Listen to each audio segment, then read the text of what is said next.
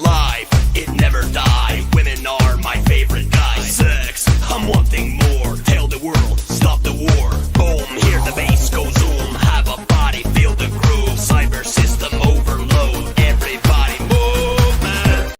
Woo! What's happening, guys? Good morning. Good early morning. Just did that stream with Mandy and the guys, Mandy and the boys. Got a little blackjack going on, and I'm going to play some blackjack with you guys. Just going to do it for about an hour.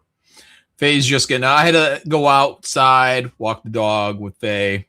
Just in the backyard, though. She went poo and pee. I'm sure you're all very excited to know it. Anyway, so that's good. Casino. Planning a trip today. I got my 800. Going to turn my 800 into 1,000. I know you're saying, that doesn't sound like a lot, John. Look, my new strategy, and it's working so far. Get a little and get out. Get a little and get out.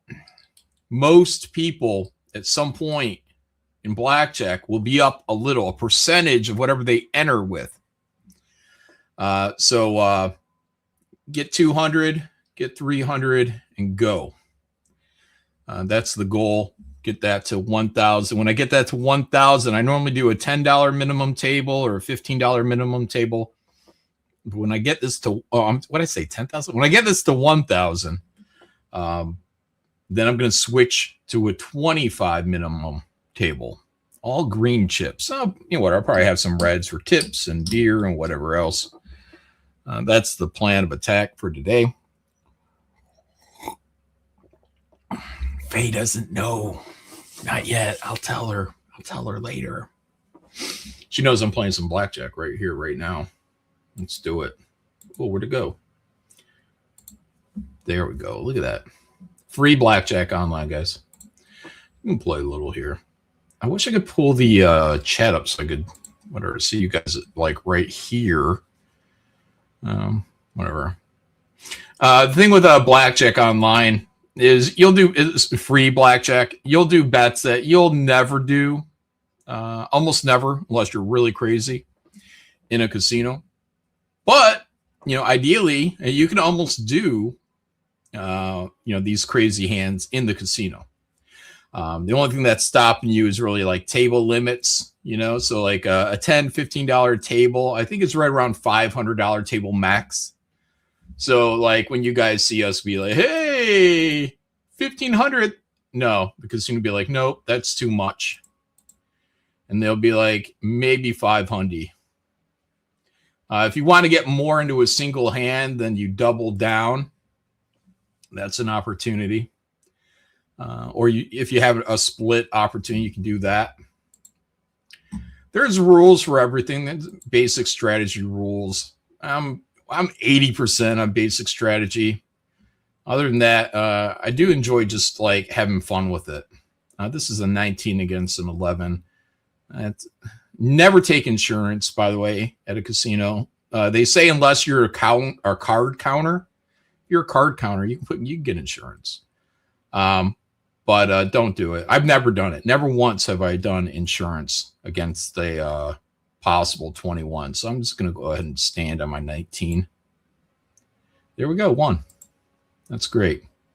And most of my bets in the casino, again, they're like $10, $15. I'm not doing 500. But the idea is there's a mentality like Mickey Mace guy says, there's no real difference between a $1 or let's be whatever $5 chip and a $500 chip. They're just chips. They're just units, and they're all, you can play the same. It depends on what your bankroll, whatever, how much you brought to the casino is. So if you're betting, like I said, I'm looking to get like 40 hands out of a bet or out of a table minimum. So if the table minimum is $10, then I want to have, $400. And then when I hit like $200, I want to walk away. This is my mindset right now. This is how I won my last few trips or couple of trips to the casino, turned my 300 into 800. And now hopefully into $1,000 a day. We'll see. Look, man, once you're there, drinks, drinks are going, who knows what you're going to fucking do. But ebb and flow. Keep your bets low. At some point, there's a good chance you're going to get up and you're going to make a profit. And if you get out of there in time, cut it off, walk away. You can make money. So that's what I'm going to try to do here. But on this thing, we're just fucking off. So, all right, 13 and gets a 10 is a hit. If the dealer has a 6, oh, I got that. If the dealer has shows a 6 or below, the 6 and below are all bust cards. So 2, 3, 4, 5, 6 are all bust cards. 6 is the most likely bust card. That means you assume they're at all times, you assume the cards you can't see, just rule of thumb, it's a 10. So if the dealer is showing a 6, then what you assume that they have is a 16, because the card you can't see is a 10. So if that is true, then if the next card the dealer gets on a 16 is a 6, 7, 8, 9, 10, which are all, it's like 2/3 of the deck, then that dealer is going to bust. So when they get a bust card, you let them cut their own throat. And you only draw a card until you risk busting, which is normally a 12. So don't draw past the 12. Unless the dealer has a bust card of a 2 or a 3. And that's it. That's how you play that whole low end of blackjack. And the upper end would be if the dealer has a 7, 8, 9, 10, what are royal family, the monarchy, Jack, Queen, King, and then an ace is a 1 and an 11. So if any of those are showing, then you have to get at least, well, I'll stop at a 16, but you're supposed to basically, according to basic strategy, you got to hit until you get a 17. And then you stop. If you happen to land on 18, 19 is a great hand. It's a winning hand. 20 is a winning hand. And obviously, if you ended up pulling a 21, you've almost certainly won, unless the dealer gets lucky. So that's how you do it. It's based off that. Is their first card that the dealer has above or below 6, or 6 or below? Is it 6 or below, or 7 or above? And then you base your play off that. If it's 7 or above, you got to have at least 7. You want to get to 17. If it's 6 or below, then you have to get to 12. Because if you pull another card after 12, you might pull a 10, and then you bust. And you don't want to cut your own throat. You want the dealer to cut their throat. All right. Blackjack school. 10 on a 7. So again, that's a 7. We got a 10. Either whatever. We're going to hit either way. There's no way we could bust by hitting on a 10. So you're going to want to go ahead and 10. Take a hit. But again, you assume the card that you don't have, is going to be it's like 2/3 of a chance that it's going to be a relatively high card. 6, 7, 8, 9, 10. So you're going to go ahead and double. I'm going to double this 10 against this 7. So I'm doubling my $500 bet because I'm guessing my odds are I'm going to get another 10, which is going to put me at 20. And he has a 7. And so this is a 10. So that's a 17. So all I have to get is a 7 or better. And I got good odds on that. If I get a 7 or better, then I'm going to beat him and double my money. It doesn't mean I'm going to win every time, but it means that the odds are in my favor. I'm going to go ahead and double that. And that's shitty. That sucked. Yeah, that's low. That's all right. That's how it goes in the casino. Go again. 19 out of 10, normally not bad, but you assume that's a 10. So be prepared for a loss and then be excited if it's not a 10. I think on this, it could be an 8. Or no, it could be an ace. Yeah. But they won't tell you until after you spent your money in a casino. The moment they get a blackjack, the dealer, they reveal it. So you're not putting out money. Anyways, there's no money to put out here. Stand. Got it. Look at that. I'm ahead because I think you start with 2,500. I got a $500 chip up there. So we're doing good. 13 on 7. 13 sucks because there's a good opportunity for busting, but it's not as bad as getting a 15 or a 16. You got to hit. There you go. He's 2 against a 10. Hit this bad boy. Again, you assume they got a 20. You know, maybe it's a 19, maybe it's an 18. Might be shit. But you got to play to at least get to 17. So we're going to hit that bad boy. 7, 8, 9. That's 20 right there. I'm going to go ahead and stand. Got it. Got the blackjack. Do they have a blackjack? Nope. All right, good. Got it. So you win $750 on a $500 bet. All right, we're up a bit. I'm gonna stack a little extra on there, see if we can't get another win here. 17 against the 10. You want to have, if you can, you want to aim to try to get a 19. 19 is a winning hand. It's not guaranteed. You get 17 or better, you just stay. So we're gonna hit. That's 17 right there. And he got me. Sorry, we'll keep the bet the same. It's not exactly 50-50, but you win one, you lose one. You lose one, you win one. Sometimes you win 2. Sometimes you win 3. Sometimes they win 3 in a row. But it's okay. I don't mind keeping my bet the same. Just get one shot at that 50-50. Maybe we win this next one. And it's going to be a tough one. Oh, got it. Look at that. 21. Nice. See, just like the casino, sometimes that happens. You're ecstatic about it. We're still ahead our 2,500, so I'm just going to get a little extra in there. Raise it up just a hair. Maybe we make up for that loss of time. Oh, all right, so that's a bust card. That's a 5, and it's a strong bust card. 6 is the absolute best bust card you want to see, but this is right next to it. 5 is pretty damn good. So I got a 14, so if I hit, I could bust. So I stay, and I let them cut their own throat. Even though 14 isn't great, chances are that they will bust. So they get a 5 out there, you want them to do it. Doesn't mean they will. And he did. Look at that. See, that's just it. People that don't know how to play blackjack, they'll say 14 and be, I gotta hit that. No, you don't. Let's put another couple hundred. Let's get this up to 1,000, baby. 9 on a 5. Ooh. Okay, in theory, right? That's a strong bust card. In theory, the next card that's going to come out is going to be a 10. And especially like a small card. So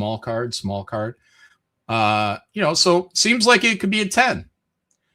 So if I get a 10 with my 9, or even a 9 with my 9, a 9 would be an 18. That's not bad. And he should bust. Doesn't mean he will, but he should. So this is a good opportunity, I would say, to go ahead and double that bad boy. Let's go ahead and double it. And that's a shitty card. Oh, damn. Let me pop over here, check you guys. Man of great worth. Remember, for 9 months, thank you for that. What the fuck happened to Manny's stream? It seemed to have been struck.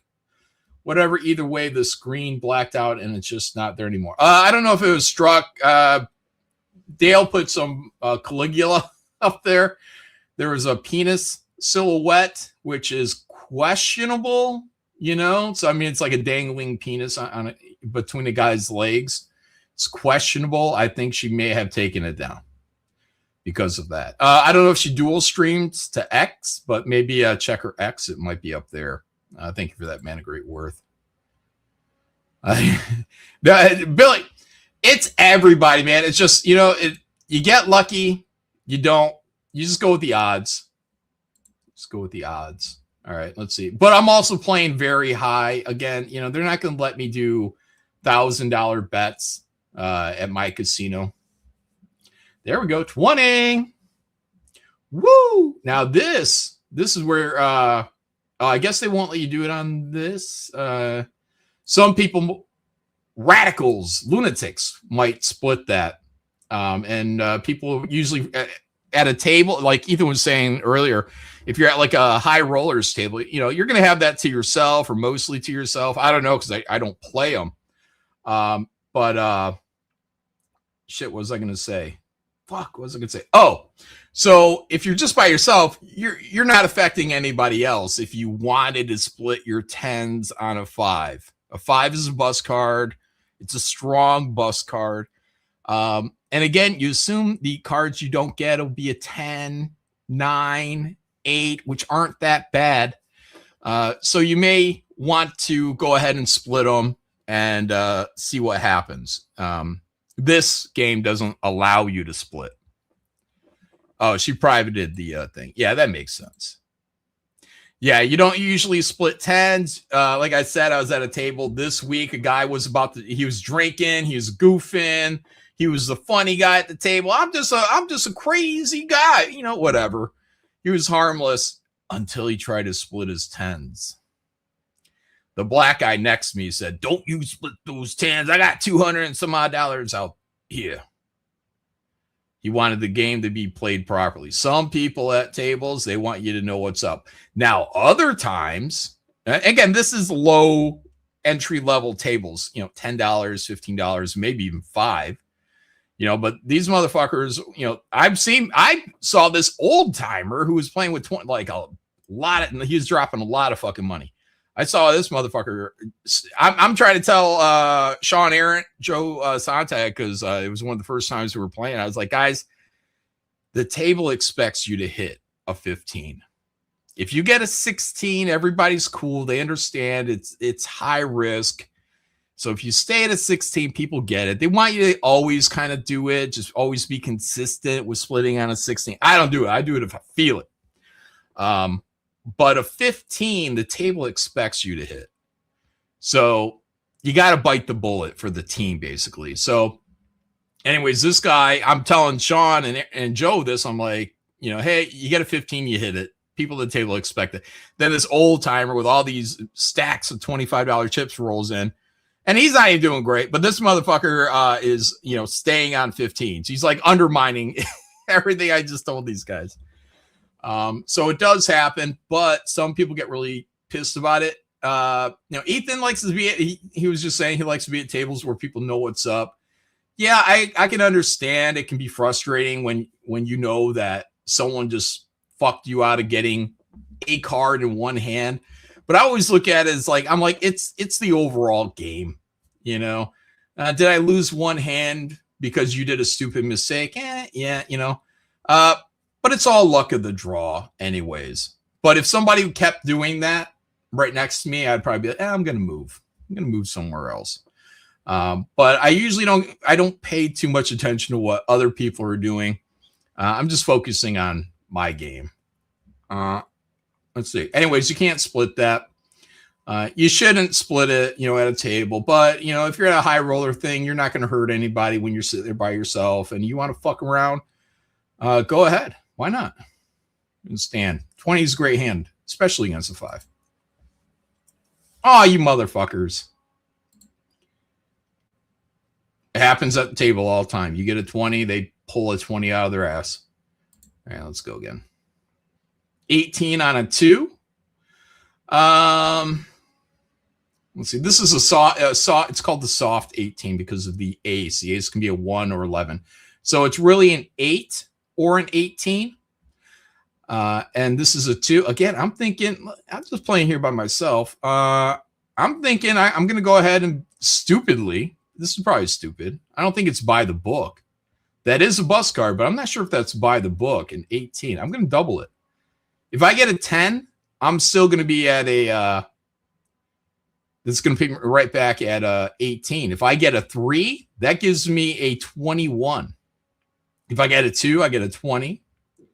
If I get another ace, that's what would that be? 19, 17, 18, 19. Yeah, 8. Yeah, so I'm going to double it. I'll probably get the 1 or 2 cards that just suck balls, but we're having fun. Let's give it a go. 14, 15. Dealer wins. Yep. Just like that. Ooh, I'm almost gone out. What's happening? All right. Got that. Let's get crazy. There we go. Blackjack. What do you got over here? Yeah. Let's put another 100 on the top. Wait, they're gonna let me. They're gonna let me split kings on a fucking 10, but not on a bust card. Am I missing something? What the fuck is going on? All right, I don't know. Whatever. We're gonna stand. Got it. And that's why you don't ever split against a fucking 10. Holy shit. 11, you always double an 11, even against a 10. Same, what is it? Yeah, always double an 11. All right, we should get a 10. Let's get a 10. 10. There we go. Got it. Look, beat them by 1.2. Ooh, we're at over 5,000 with all this. Yeah. Let me draw back a little bit. I think we just won a couple. Let's get ready to lose some. All right, so here we go. We have a bust card. Again, let them cut their own throat, except there's a variation when you have a 12. They say when you have a 12, even though they have a bust card, it's still in your best interest to hit a 12 against a 2 or a 3. It is a possibility of a bust, but these are the rules. These are the rules. So when I do get a 12 and the dealer has a 2, I do hit. Other people don't. I do. So let's go for it. 17, not bad. That's where we want to be. 19, got me. Glad it pulled back. 18 against an ace. Stand. Damn, still pulled out a 21. Yeah, that's a bad thing. All right, now what I just did. I think I just lost 2 hands in a row, so I'm going to add up some money because the odds, every loss is the odds going more to my favor that I'm going to win. So if I lose 2, there's a chance that I'm going to get the third one. So I'm going to raise it up here. We're going to deal. Again, these aren't guarantees, guys. If anything was guaranteed, it wouldn't be gambling. 14 against a 10. I'm just telling you the logic here. So we have to hit. All right, we're 15 or below. We have to hit against 7 through ace. Let's hit. Too big. Ooh, see, he's got a blackjack. Now, if we were at the table, it just would have been over. Good thing I didn't double or anything. So they could have it again. Let's see. So I have to hit. That's not bad. 19. Got it. Add a little bit. Spice it up. 9 against a 5. I'm going to double that motherfucker. Let's go. Ow! Oh! It hurts. Ooh, look at that burger. That was Arby's. Pull it back, legal forward skin. What's up, Choco? Best way to win is not to play. Get out of here with that. And, hey, look, you guys are always trying to steal my aura. No, this is not real money. This is pretend money. Though I am thinking about going to the casino today with my 800. What is this gambling degeneracy? It is. All right. Let's go. That's not bad. Now the dealer can fuck it up and get a 20, 21 on me. But chances are it's a 17. Ooh, he's still motherfucker. We got it, but Damn, that was scary. All right. All right, we got threes against the three. Three is a bus card. Anytime you can split on a bus card, go ahead and split on a bus card. Why not? I'm going to go ahead and split. This is like a double now. So I need to have at least 12. I got a 5, so I'm going to hit an 11. I'm going to hit one more time because there's no way I could bust. Why not improve my hand? So let's go for a 10 right now. Let's hope for a 10. 14, whatever. All right, so now if I hit again, I run the risk of busting. So let the bust card do its work and take itself out. So I'm going to stand. Now I've got the other hand because we split it. I got a 13 against a 3, so that's a stand. Now, 2s and 3s in a dealer's hand are dangerous. Well, they're dangerous for you too, but they're dangerous. So these things got a lot of room to go up. So, you know, you hope it's going to be a 10 under there, and then they're going to get a 10 or a 9, you know, but it doesn't take a lot for them to kick your fucking ass. All right, here we go. But just like that, look at that. 10, 2, 5, 20. Murdered. And I lost twice my money. Oh, look, oh my God. Oh, okay. I'm at a 1,200. Let me get some of that money back. So here we go. Try to get our money back slowly. Now, if this was real money, when I was at like 5,700, whatever, that would have been a good time. I doubled my money. That's a good fucking time to walk away. Another example of how, you know, this ain't how we do in real life. Okay, 12 against a 3. That's a bus card. I got a 12. 12 has the variation of the rule, which is if they have a 2 or a 3, you should hit. So, again, you run a risk. That's the name of the game. You don't have to do this. The table will understand if you don't, but I generally do. So let's go ahead and hit. Nice, 21. Oh, they got a 20. That was close. All right, I'm going to go 100 hundies in here. Got an 11 against an 8. That is always a double. 19 ain't bad. 18. See, 19 is a winning hand. Doesn't mean you always win, but that's what you want, that 19.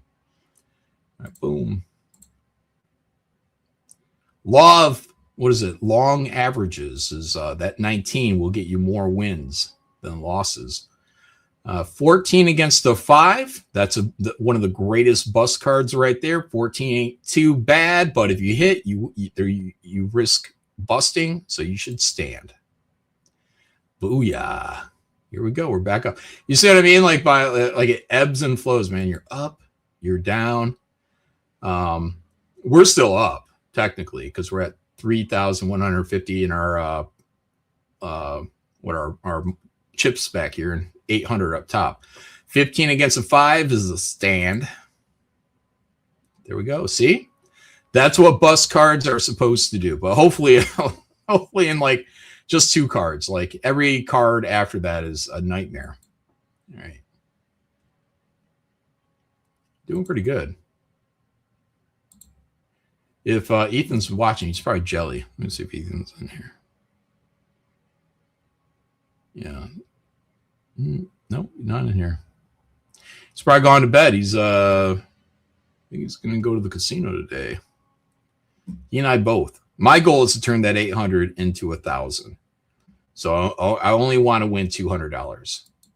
And then I can move my minimum bets from $10 and $15 to $25. Because I will have on a $25 minimum table, if I bet 25 every hand, that gives me 40 hands. That's pretty good. It's pretty good. It gives me an advantage. You know, you don't. The more hands, the better. So you want to have at least 20 hands is how I look at it. You want to have at least 20 hands. So you take the minimum that you're going to bet. You know, if you're on a $10, $15 table, that's what it's going to be. Times 20 for 20 hands. That's how much you want to take to a casino. If you want an actual chance of an actual fighting chance, because you get to these spots where you get L after L after L, you're just bleeding out money. Last time I went, and I still ended up ahead, but it's because I had a lot for bankroll. I swear to God, I lost almost 20 hands in a row. That was like a long fucking losing spell. But it happens. So you got to be able to survive through that. so that when it comes back the other way, you can reclaim your losses and then get into profit, which I did. I profited $300. So I did a swing, like a $500 swing. Went down $200, and then I went up $500, which gave me $300 profit.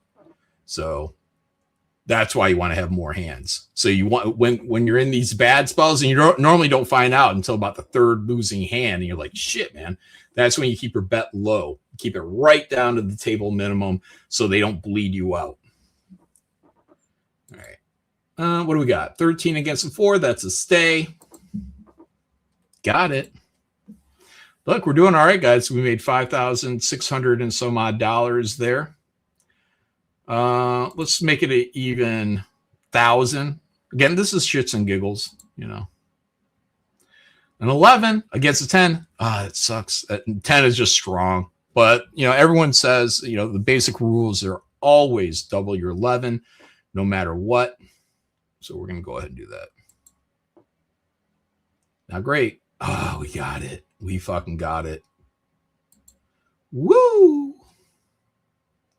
All right. Oh, we had 1,000 in there. Okay. A couple extra chips. 16 against an 8. We need to have 17.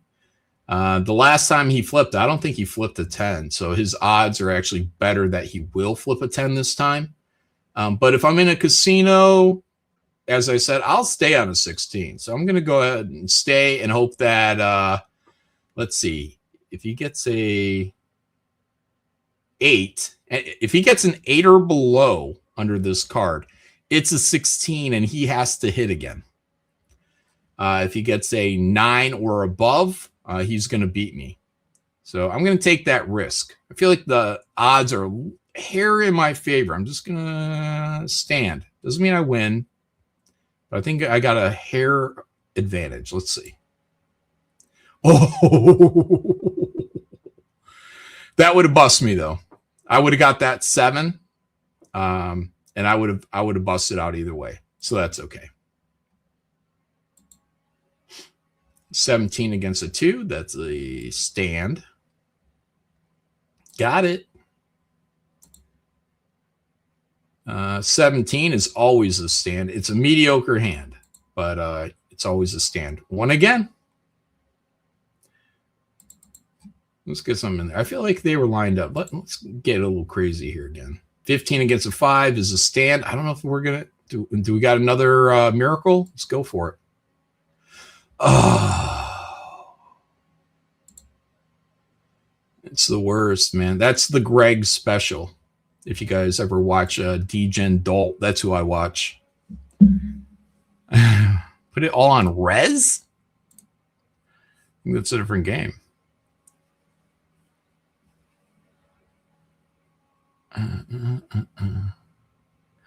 Ooh, you've been on a losing spell for 3 years, Dual Weed. Oh man, I'm on a win spree right now. Ow! You know, guys, I don't bet a lot, so you know, for me to get this stuff, like that's a big win for me. That's a big W. John, are you playing strip poker for your house? Hell no. Oh, nothing below that shirt. No, I got little light shorts on. I was just out there walking the dog with Faye. No, hell no. I would never get myself in a position like that. Crazy ass gambling, no way. When I go to the casino, it's $200 or $300. Like that's it. So, and I'm fine with that. Just there to have fun. Just so happens I'm a little bit ahead right now. And maybe with a little luck, I'll get to my $1,000 goal. And then the next time I go, I'm going to try to do all $25 chips. I'll have 40 bets because my bankroll will be 1,000. And then instead of 2 or 3, maybe I'm going to try to get 300 or 400 out of that because now I'll be using larger denominations. So again, they're just units. It doesn't matter if the chip really says 5 or 25, you know, it's 40 as long as you got 40 bets out of it. All right. 7. Well, like I watched these. I watched DJ Dalt today. I watched them. You know, the first hand he got, he put down like a what was it? I think it was like 500. Yeah, I think he put down one of these $500 purple chips. One of these things right here. And on his very first hand, now he's got a bankroll of like $5,000, $10,000, something like that. So on his very first one, he throws down this, and then he plans on using like hundreds, like little black chips. But anyways, he put down 500, and he won. And I was like, damn, that's a good time to walk away. He would have walked away a winner. And I think he lost everything after that. But that's just it, man. Like that one little bit ahead, like, that's too small for these guys and doing a channel. And they got to have, 20, 30 minutes of content. And so they're going to keep going. But if you would have won that 500, damn. That ain't bad. All right, 7 against a 3. I'm going to hit. 8, 9. We're going to hit again. There's no way we can bust, so we're going to hit again. An 11, same thing. No way to bust yet. Now we want that 10. Just take us home with that 21. Nope, 12. And again, technically, 12 on a 3 is still a hit, so we're going to hit it one more time. That's a lot, like, outside the ace. That's a lot of, like, low cards I'm looking at, so it makes me nervous. But the book says to do it. Everyone will respect you for doing it. Let's give it a shot. There we go. Not bad. 15. That's still a really good opportunity to lose, but we did the right thing. Here we go. Got it. Look at that. Nice. All those 10s landed right on the dealer.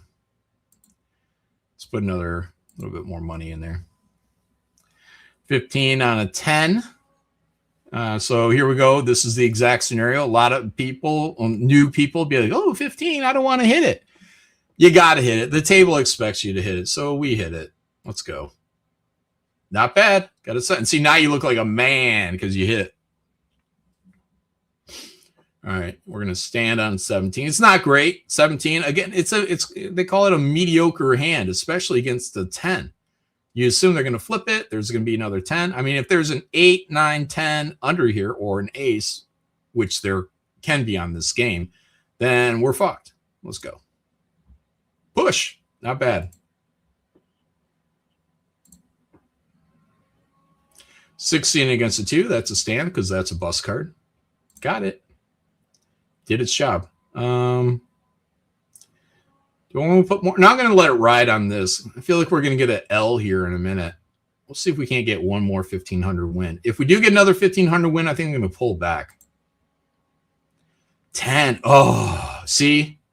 These dirty dogs. Now, if this was a casino, they would tell me that that's a 21, and this round would be over. If it's not a 21, then we play. But now I have to guess if that's going to be a 21. It don't matter. What I'm going to double it because this is what I do. Anyway, fuck it. Let's go. Got it. And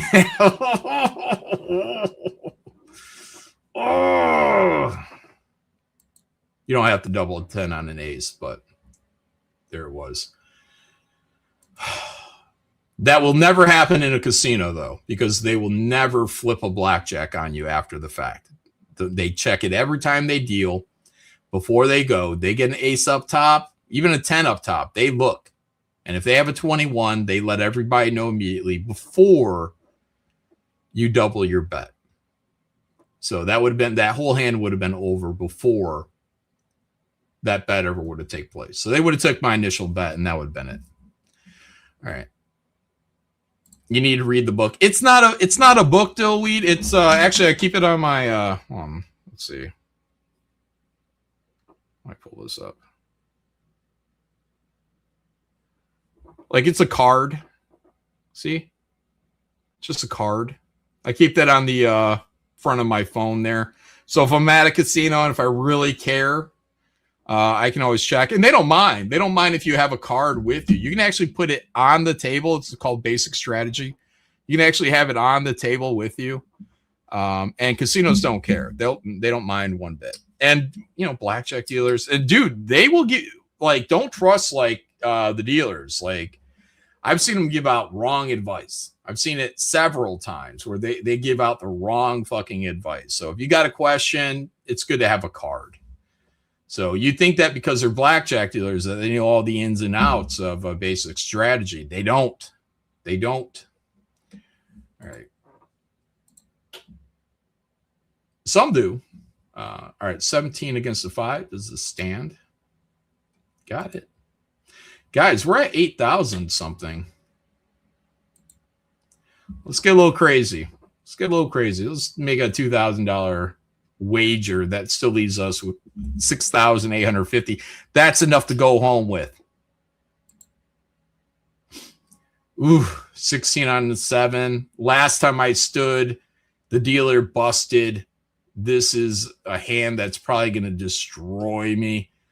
But I'm going to stand. Ugh, dirty dog. It's all right. We're going to run it back. Fuck it. It's not real money. We still got $4,850 to take home to mama. You know, so we don't have a big L on our forehead. Yeah, 28. All right. Well, they could have an ace under here. That's what sucks about this online game here. Push? What the hell?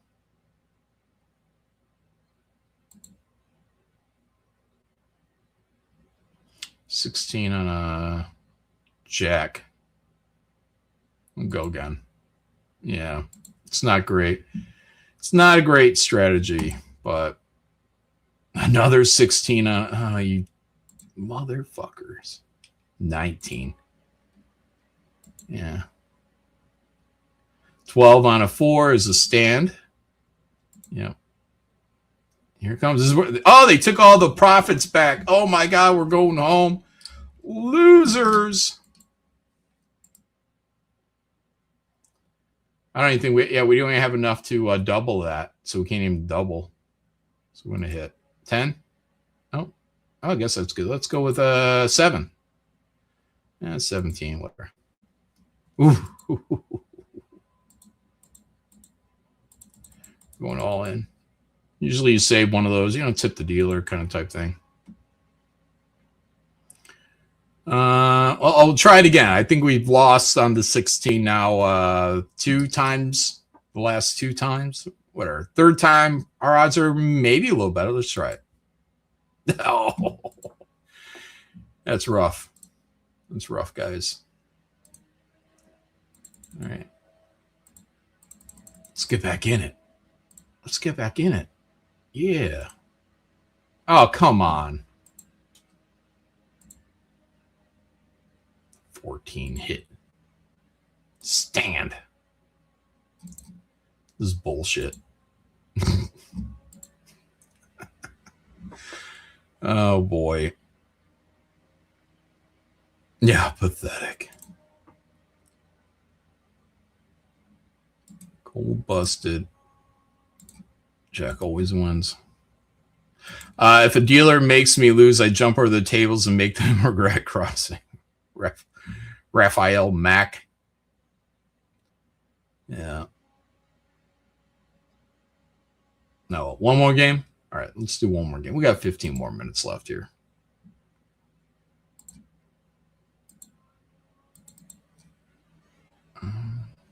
Hello, click. Let's go.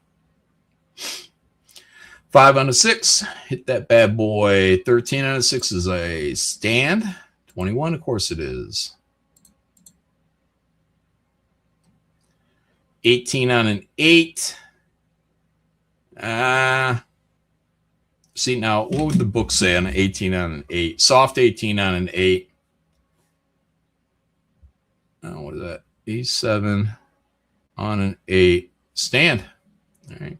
Oh, shit. I just hit the hit. Oh, damn. I got to stay up game. I accidentally hit and it gave me a fucking 19. That ain't bad. All right. Won it. Look at that. Blackjack, baby. The name of the game. 18. See, and that's the thing too, right? Like, you go into the casino sometimes, and like right away, you might just win your first 2-3 hands, and that might be all the profit you want. That might be all the profit you want. What if we're at a $25 table, $75? You take that $75 up to the wife. She's like, "Damn, you won $75," and you're like, "Yeah, baby, I'm blackjack professional." But the longer you stay, you're probably going to lose that 75, and you might have an opportunity to regain it down the way, ebb and flow. We got to play it smart. Keep those bets low, baby, and a lot of bankroll. Place your bets.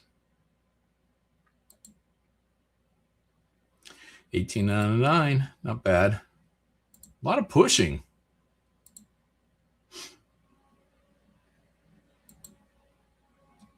Got it.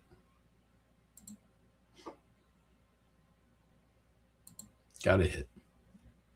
Gotta hit. You gotta be a man. You gotta hit that 15. There we go.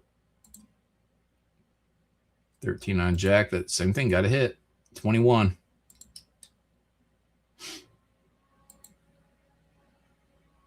$17 against a 5 is a stand. Yeah. Sometimes, see, that was a 5 too. That was one of the strongest bust cards, and they nailed it. It happens. 17 on a 5. 17 ain't great, but against a 5, it's okay. Let's go for it. Push. Another push. Another shoe.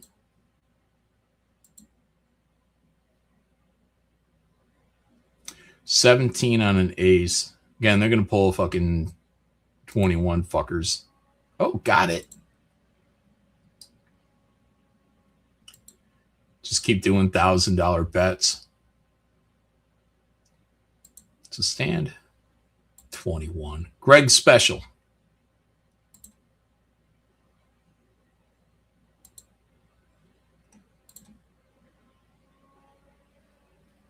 All right. Let's get crazy. Damn it. Motherfucker. All right. We need a 6 or a 7. 6, 7. That's what I say at the casinos. And then people do that to go 6, 7. Because I guess that's what the kids do. And then I'm like, just give me the cards. 6, 7.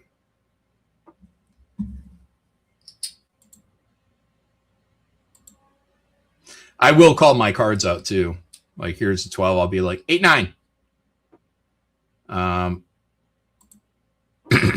7 ain't bad. Again, that was a bust card, but that was a 3 against my 12. 12 is the variation on the rule. Only on a 12 do you hit against a 2 or a 3. Otherwise, stay. 14-3 is a stand.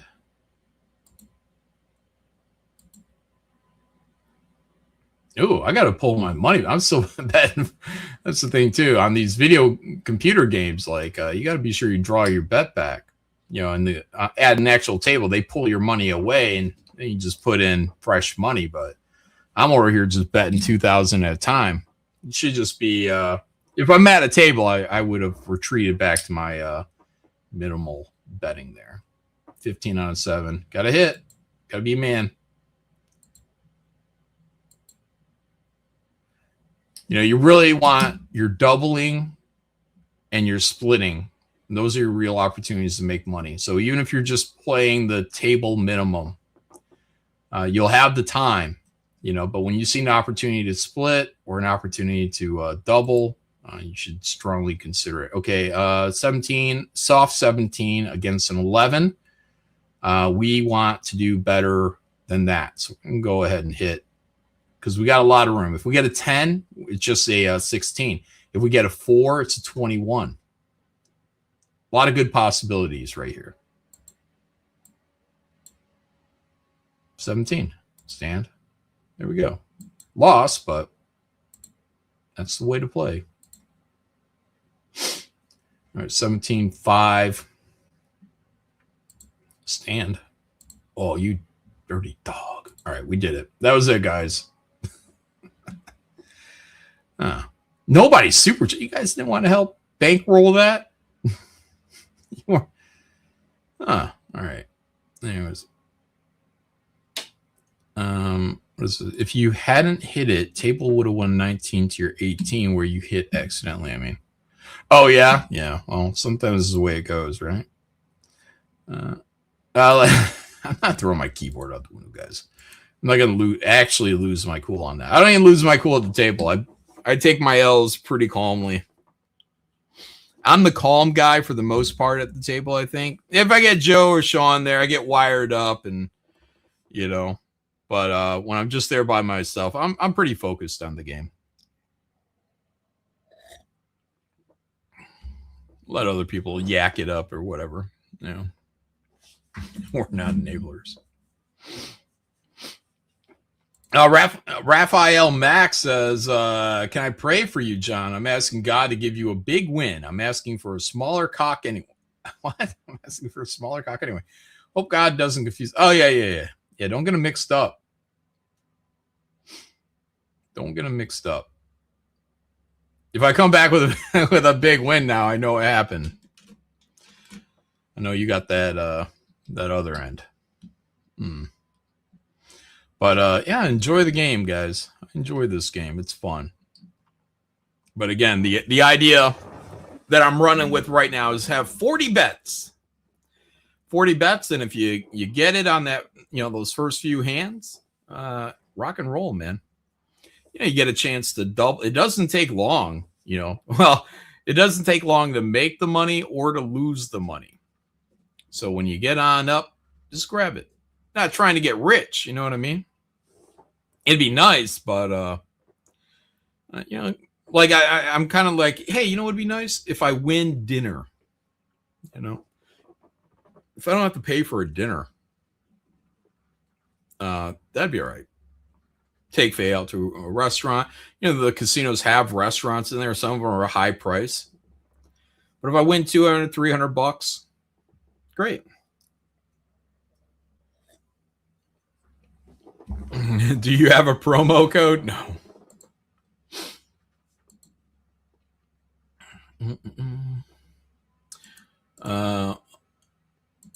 Oh, you learned a bit? Okay, great.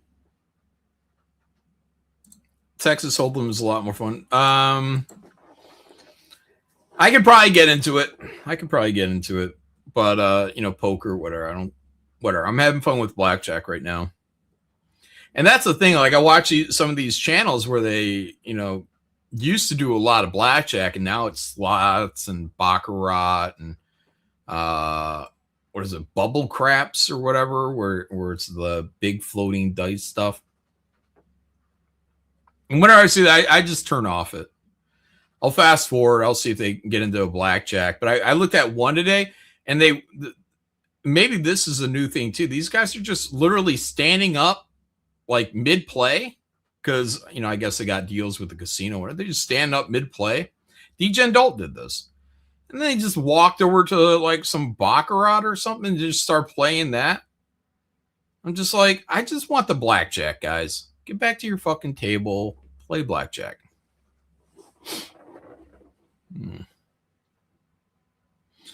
No, it's that whatever, where you throw the dice and you don't want to get 7, but it's you hit a button and there's these big floaty dice, bubbly dice that are in like some kind of, I don't know, vacuum air chamber, and they float around and roll. It'd be great if we organized a CG card night online. Yeah, that'd be all right. Yeah, I don't know if anybody would be interested around these parts, but, you know, I wouldn't be against going to a casino and saying, hey, guys, let's all meet up here. But, you know, I don't know if anyone would bother to show up. I don't know how many Michiganders we got. I got 2 of them that I go with, Joe Sontag and Sean Aaron. And Sean is the guy that brings $20. It's all crumbled up. And Joe's great, but Joe brings 10 hands when, you know, enough for 10 hands on the table minimum, when you need to bring at least 20 hands. 20 hands gives you a shot. 40 hands makes it a lot easier. Just for, just for a couple hundred. Just get a couple $100. For me, that's where I'm at in the scale of things right now. If I went in, so if you went in and you're using like $10,000, so whatever 40 hands would be, what's 10,000 divided by 40? Let's see. Probably an easy thing, but whatever. Let's see. 10, 1, 2, 3 divided by 40 equals 250. Okay, so at $10,000, you can do 250 a hand. So again, you win 2-3 hands right up front. Maybe you win one, you lose one, but then you win two. Like the first minute of the game, boom, you're done. If that's all you want to walk away with, what are $500, $750? Maybe you get up to $1,000. It's still 1/10 of what you brought, and then you just leave. But the problem is, as you keep going up, people want more and more and more and more. I brought 10, but damn, I want to walk out with 5.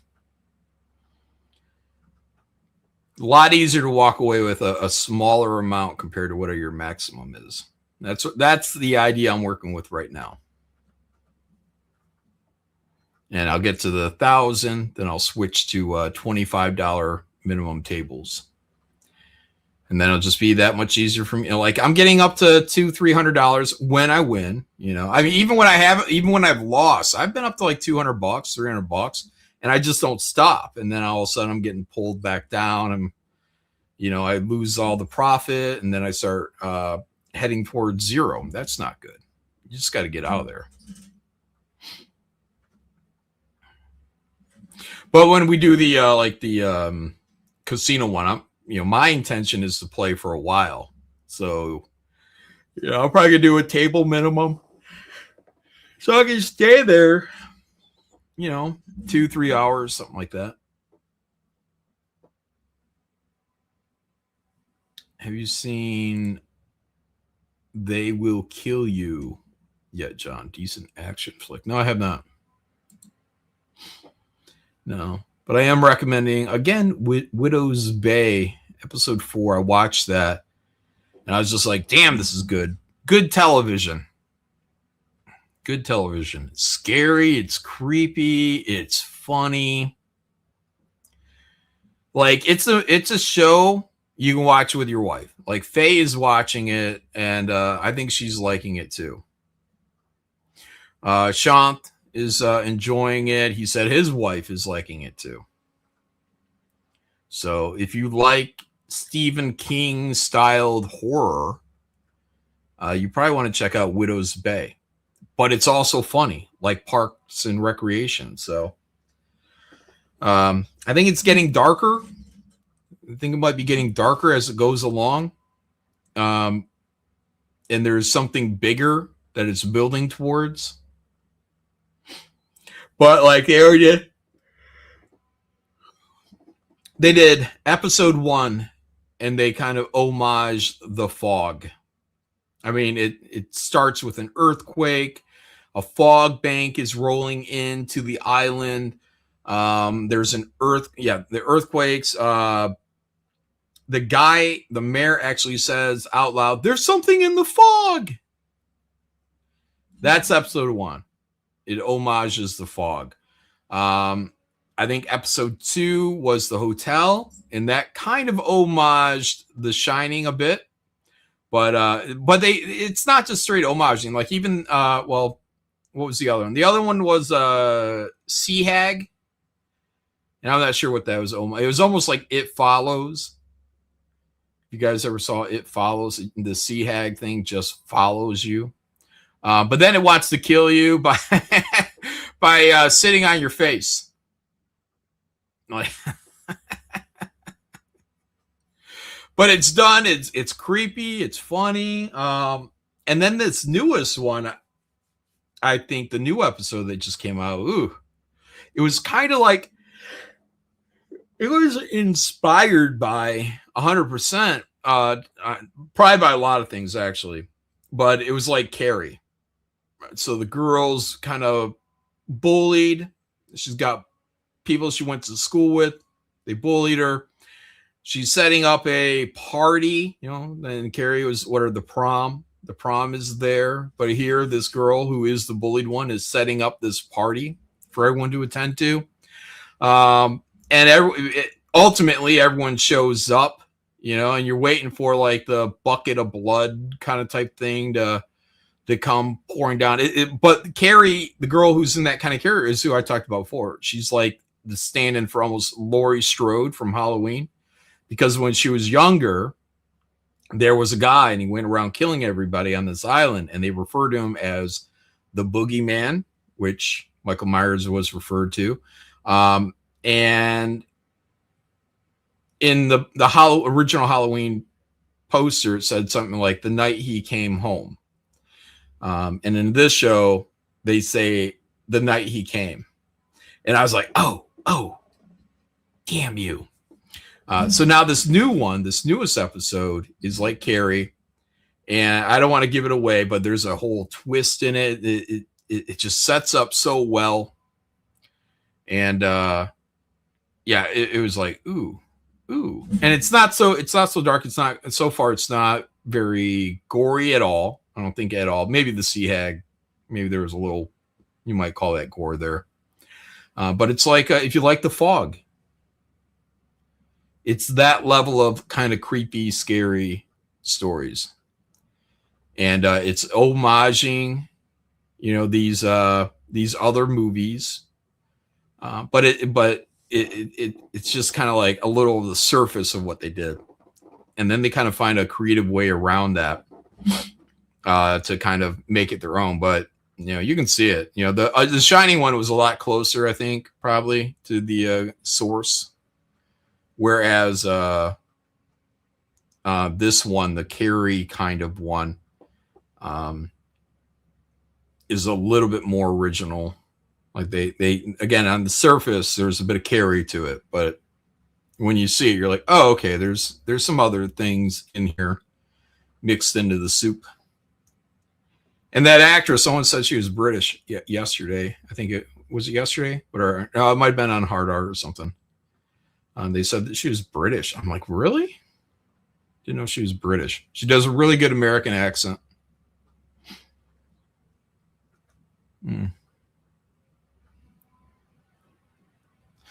The witch is a common to sleep paralysis.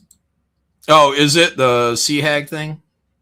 Yeah, because they set this stuff up so great. They're like, oh yeah, well, she takes your energy from you to where basically you can't run from her.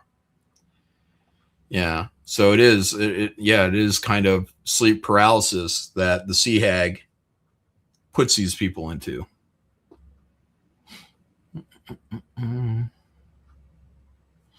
Lobo Vicious just got here. How much we lose? What? Blackjack? I lost it all, man. I fucking lost it all. It's all free. There's no real money on it. But whatever. Just gotta play it. Shoot the shit. But guys, 1 hour. That's what I said I was gonna stream for. Phase up and all that, because we walked the dog before I started. So I'm gonna go out there, hang out with her, make sure the puppy and the cats are all good to go. And then Faye's gonna head off to work, and I'll maybe get a little bit more work done. And I am considering getting out to the casino this morning. We'll see how that goes. I'm a little tired. Feeling a little tired now. Look, I felt great 2 hours ago, but now I'm like, maybe take a nap. We'll see. I think Joe Sontag is launching his campaign today for Reaper Destroyer. There is a cover by me on there. I believe he said around 7 p.m. he would go on his own channel and just do a pre-launch. And then he's going to be waiting for, I guess, Ethan to fire up a stream, and then they'll go over there and do that. So, and we'll see if I'll be there. I guess it's a trash cast, and I'm probably not, but I understand there's more topical things for me to be involved in, but whatever. Hopefully it's just a CG live show. I'll swing in there, and then we can still talk about stuff. I just don't want it to be a big EJ focused. You know, I don't care that much. You good at Hold'em, John? No. Yeah. I'm okay at blackjack. Doing okay right now. Having fun. I might look into doing some baccarat, just because I even saw Dana White talking about it in a clip the other day, about how it's just it's like a straight 50-50 game, more or less. And the table limits, like, that's why Mickey Mace went into baccarat too, was it got him, because every time you go to do blackjack, these guys are playing with like millions, you know, hundreds of thousands at least, up to into millions. So they can't do something where like a table minimum might have to be or a table maximum might have to be negotiated to get up to like 75,000 or something like that. I mean, that might be kind of the ceiling for blackjack. But baccarat, for some reason, I think Dana White said they can do a table maximum of like 450 grand. So I was like, oh, damn.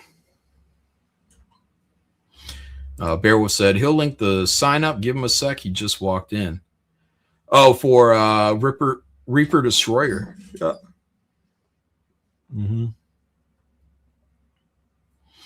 Yeah, closest to 9 wins. So it's kind of like blackjack in that I think the ace.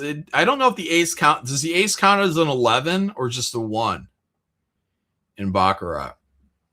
Yeah, 10s or zeros, because you take you take the second number, right? So isn't that how it works? Yeah, so a 10, which would be a face card, whatever. King, queen, jack is 1 0. Second number is a 0, so it counts for nothing. So if you get a 10-9, then that's a 9, and that's an immediate win. If you get a 10-8, I heard somewhere, maybe there's variations at tables. I heard that a 10-8 on the deal can be a win. Is that true? I might be wrong on that. But anyways, yeah. So closest to 9. Is it without going over? Oh, no, wait. No, you'd have to, because a 10 would, right? 10 would be a 0. Yeah, 10 would be a 0. Because you can add up your cards too, right? So if you got a 4-3, that's a 7. If the dealer gives you a 4-3, you actually have a 7. Oh, ace is 1? Okay, yeah.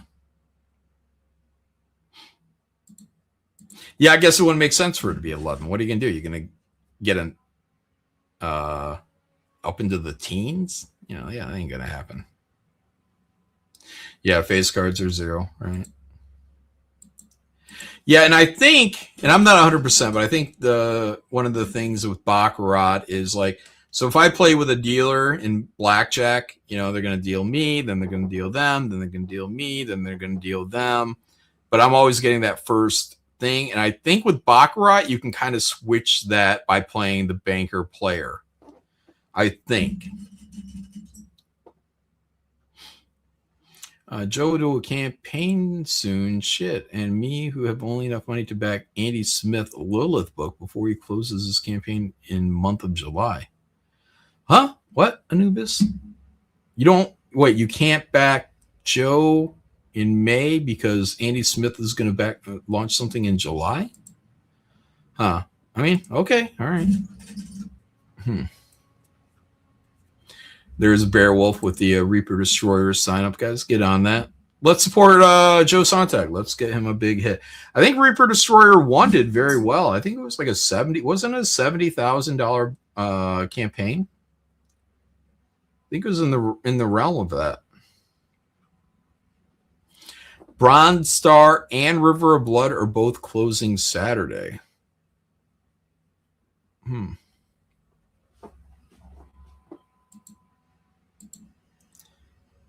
Correct. You can play as yourself or as the house banker. Yeah. Thank you to World War Vet. Just looked up Windows Day. It's with the Americans actor. Oh, Widow's Bay. Okay. And the Russian Spies series. Oh, the Russian. Yeah, yeah. I watched some of the Americans. Yeah. And that chick, the girl in that, right? She's the one in is the show called The Diplomat? Is that what that's called? The Diplomat? Um that was kind of an interesting series or season. I think there was only no one season, maybe two seasons of that. That was okay. I didn't like that the husband in I don't know, it's kind of getting cucked out a little bit for um the black London ambassador or whatever. You know, they play with that a little too fucking much.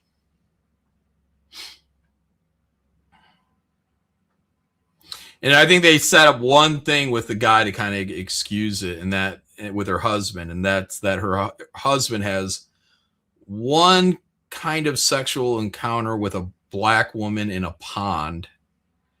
But he won't have sex with her because he's like, no, basically, my dick only works for my wife, you know. So I think he goes down on her or something like that.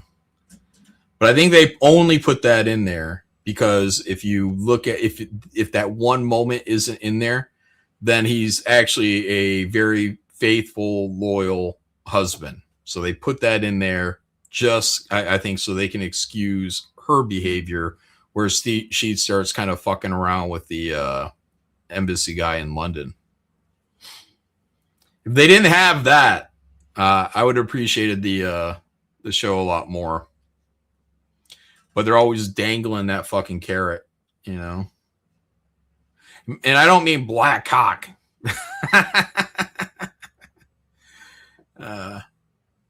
No, it would have been a much better show if they would have just had that out. But also, what was it? Her staff is like a kind of diversity quota. I think there was an Asian lady, a gay black man. No, he wasn't gay. He was just effeminate because he was in a relationship with the Asian woman. The Chinese woman. I think she was Chinese. Multicultural American embassy in London. And London's ambassador is, you know, black. Just like, I'm just like, oh, okay. You know, none of these people look like the majority of their countries. And I'm not saying that's a bad thing. I'm just saying, you know, like your ambassadors, you know, like if the ambassador from China showed up here in the United States and he's a black dude, you'd be like, wait, what? You'd be like, what? Shouldn't you be short and I don't know, Chinese? And he'd be like, listen here, I am Chinese. Yeah, you'd be right. Just saying, if I go to a Mexican restaurant, you know, and I get served by some white chick, I'm like, wait, what? What?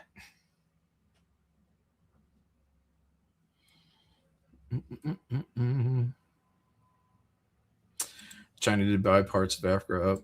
Yeah, I wonder what's going to happen with that. You know, like, at some point, is it going to be like everyone's going to go to war and then they're just going to say, you know what, China, you don't own any of our shit anymore. That's your punishment. You know, you can wipe out everyone's debt, I guess.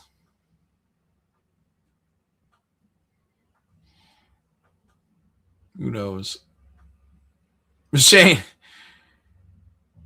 always keeping us up to date on the war. That's good. I'm glad he's. I don't know. What did he say? What did he say was going on with China? Trump's over there. Shook his hand well. All right. Yeah, cool. I want to see Trump like yank. Who is it? Xi Jinping? Jinping? I want to see him yank him across the fucking carpet with that aggressive handshake.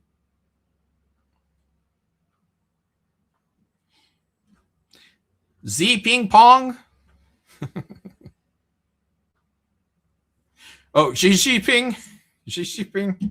Yeah, that's probably the closest to it, right? To orbit. Xi Jinping.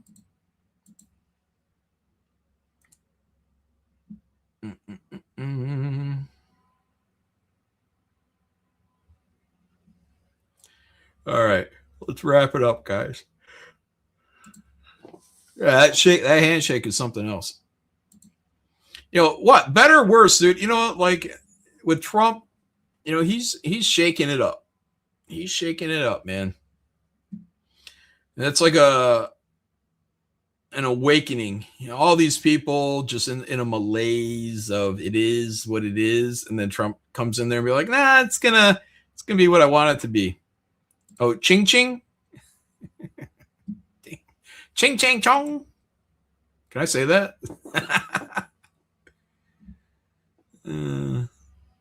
Yeah, he's shaking it up, all right. So he still got my support. I just wish I knew what he was doing. But the thing is like if I know what he's doing, then fucking China knows what he's doing. Iran knows, you know what I mean? Like, you know, so I understand there's a little bit, you know, they're gonna have to keep away, but let's get those fucking gas prices down. That shit's gonna be rough, man. Election time. We'll see. Yeah, it's just like why are we holding off so long? You know, like they call a ceasefire, but like no one stopped firing, and then we're just kind of brushing it aside. You know, like what the hell? What is going on?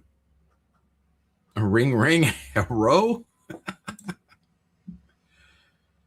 Oh, Anubis says it's all right to close the room. Yeah, he wants me to wrap. He said, "Wrap it up, John. Wrap it." All right, he's right. Anubis, you're right, guys. Thank you for hanging out here with me while I'm just fucking around.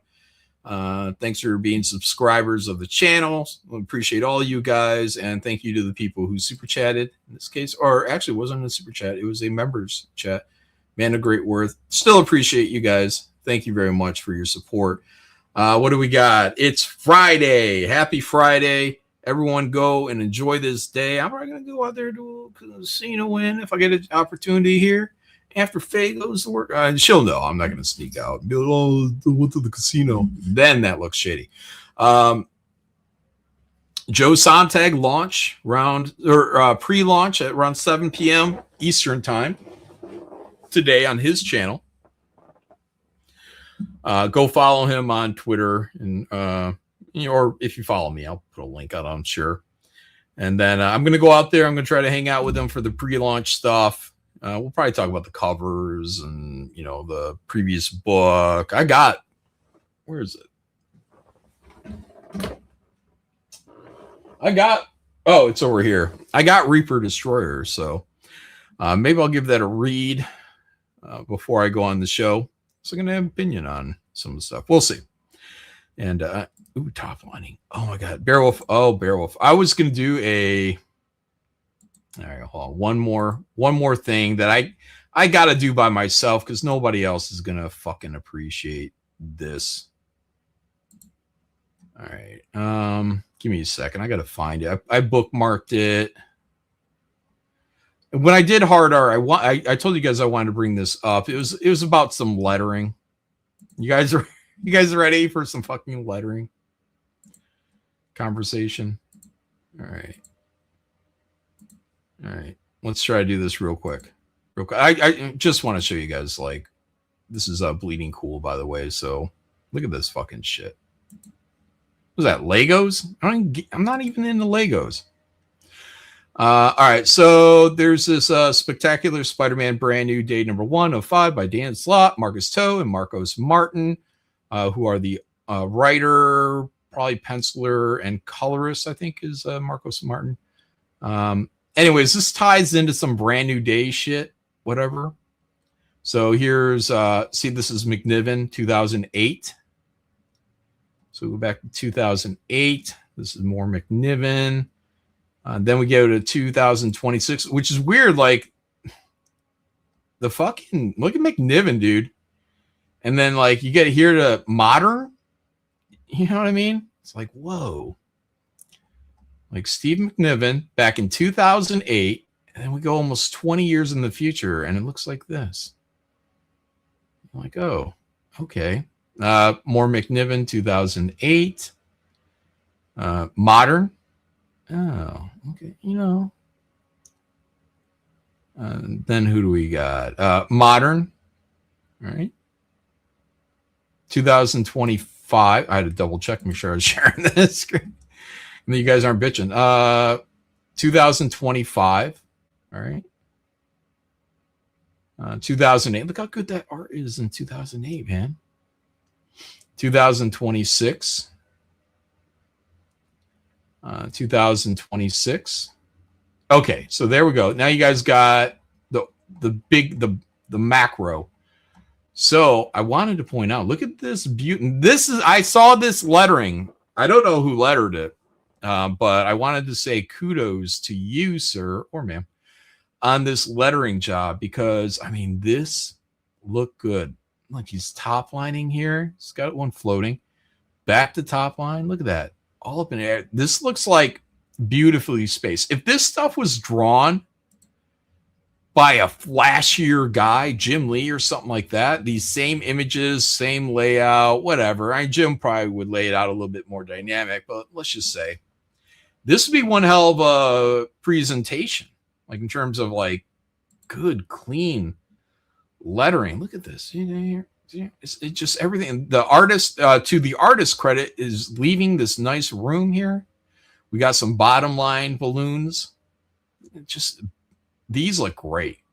I know it's stupid and it's retarded, but whoever is lettering this and getting zero credit, by the way, look at this. Right up here, nice little top line.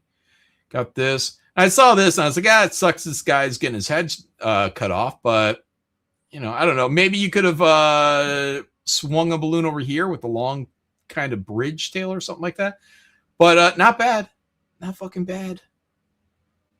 Not everything, everything may not be perfect. Then we go into 2008. Or the top line. One's okay. Top line here. And this lettering here is actually not too bad back in 2008. All right, then we go to 2026 here. Nice up top, top line, little bridge connector tail there. It's a little high in there. There. Everything's very well placed. Very well placed. Digging in a lot. Then we get Steve McNiven. And this one, I'm like, well, there's the top line, but I'm just like, it's a wall of text, though. An old school guy would have taken probably this one. I mean, you could do this. Okay, so look, you could take this balloon, separate these two. You can have a small tail there. Then you can take these other two. You can break it down, and you could bottom line them right over here. So, if one is bottom line, if you do bottom line, because there's a lot of text right here. This is perfect for bottom line, this bottom balloon. So if they would have bottom lined this right here, they would have had a nice little kind of long, low bottom line balloon there. Would have saved a lot of room. And then you can just reconnect these balloons either to that, or you can break it up. You can take one of these, maybe pop one right here. And now I'm like, why is this guy looks like he's in the foreground, but he might be in the background. Look, I mean, it's hard to tell right there, but it looks like he's kind of in the foreground looking into that guy's ear. I'm like, what? So that's a minor critique right there. Otherwise, we got some little top lines there. That's good. This one's good. This is good. That drawing is so good. It looks like the colorist went in here and color held a lot of these lines, making them more subtle too. So it's not just black lines that we're getting. It looks like, it's either that or Steve McNiven did this with a very fine line, and the colorist just went in there and did a little darker tone there. It's possible. McNiven could just use a very fine line. I guess I'd have to look at the actual book to really know what's going on there. But see, here's black line right here on the bottom of his jaw. See that little rendering? That looks like black lining. Looks like they might have done a subtle color hole down there.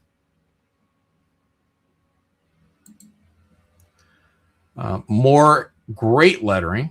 Look, it's all up here up top, out of the way. That's how it should be.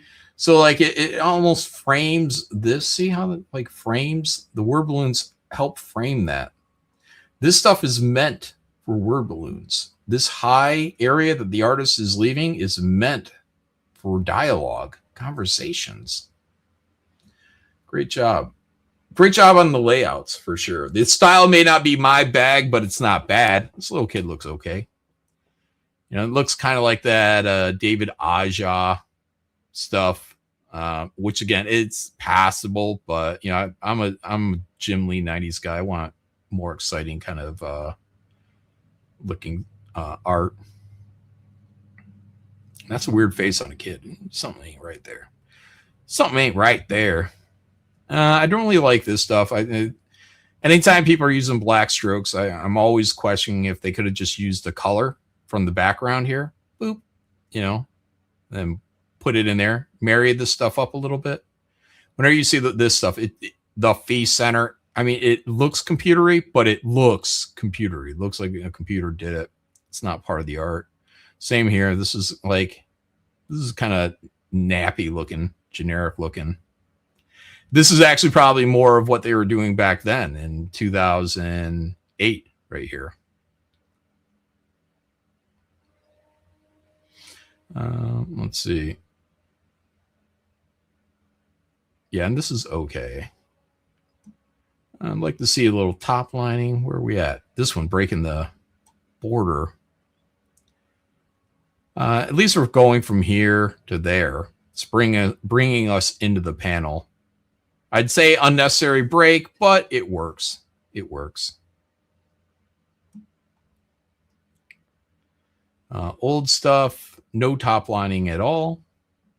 So you could put, assuming the panel border is up here, I'm not sure. This could just be the top of a page and it goes out, but you could put, if this is the top line of panel border, top line this first balloon. And then you can leave an oval one here. Why not? Why aren't you doing that? This is good. You know, they've found some room here. I don't know if I really love the outline here because that corner is being covered up. If it could be avoided, you know, maybe we could cover up, I don't know, some of these, what is this, a wire or something here? Boop, boop. These little things. I don't know if we need that. But I'd like to see just the corner. So we see this line come to completion, and then we set this line kind of in motion, if that makes sense to you guys. But otherwise, good stuff. Now, you could top line this balloon here, but I think they might not have for the sake of variety, which I appreciate, in that when we get down to here, they are top lining out of necessity to get this guy's dialogue all up in here. So that's what I think.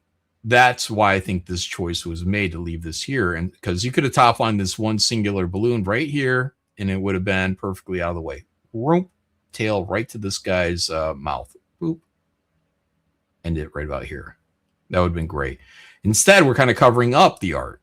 And that's why I would avoid this any other circumstance, because be like, oh, it looks like there's a, I don't know, a window edge here, you know, or it's a table, and maybe his leg is here, because I don't know, maybe that's part of the seat. Again, because these outlines are getting kind of knocked out, you know, it's like, wait, what is this? What is that? Is this a spread of his legs, or is that the compartment? Oh, page unresponsive. Anyway, so because he needs to put all this text up here, kind of cram it up there, he chose, instead of going top line and then doing another top line, he went for variety. He said, I'm going to top line this because I have to. So this is going to be free floating there. Jink, jink, jink, jink, jink, jink, jink, jink. Perfect. Good job. Really great job on the artist, even though I'm not a fan of the style, but just leaving that room for the, I don't know if you guys can see that fucking unresponsive message keeps popping up. Artist left the room for the dialogue to get in there. Plenty of room. Everything sits in there really good. So maybe I'm autistic. Whatever. I don't know. I like it. I like it. Say what you will about everything else.